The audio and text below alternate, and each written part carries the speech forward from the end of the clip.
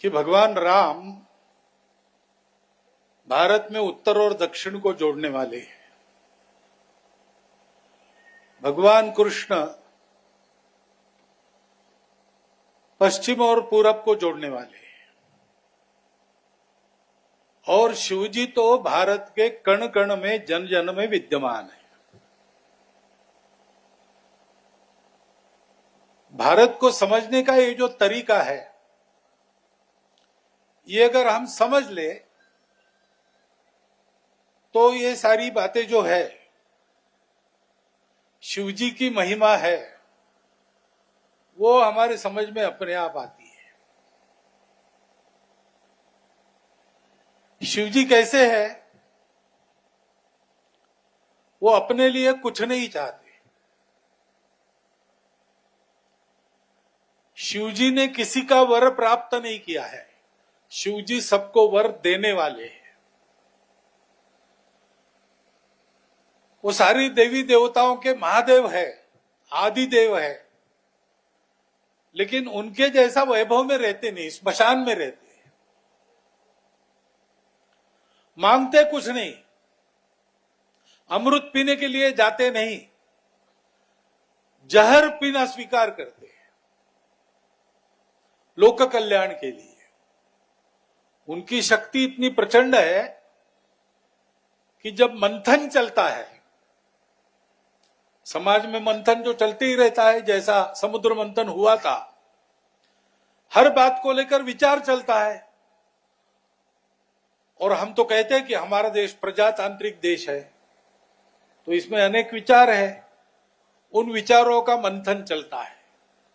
उस मंथन में से जो सहमति बनती है वही अमृत है।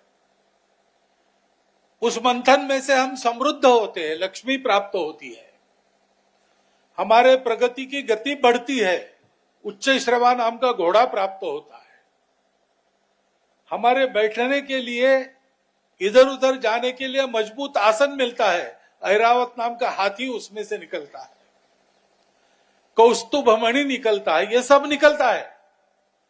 परंतु इस मंथन में से, क्योंकि वो विवाद है, एक तरह से झगड़ा नहीं है लेकिन डिबेट है, तो उसमें से परस्पर जो मुद्दे हैं उनको काटना करना ये सब चलता है, तो थोड़ा सा हलाहल भी निकलता है।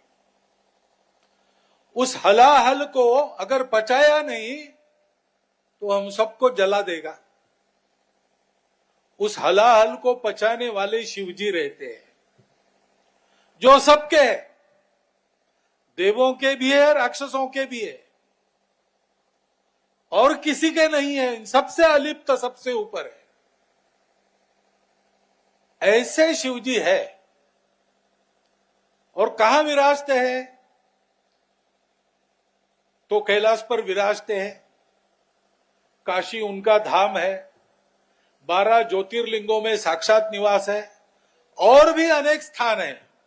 और ये स्थान केवल भारत में नहीं है, संपूर्ण विश्व में स्वयंभू शिवलिंग निकलते मिलते हैं, क्योंकि वो आदिदेव है। सारे दुनिया में उनकी महिमा है। ऐसे शिवजी है तो वो चराचर में है।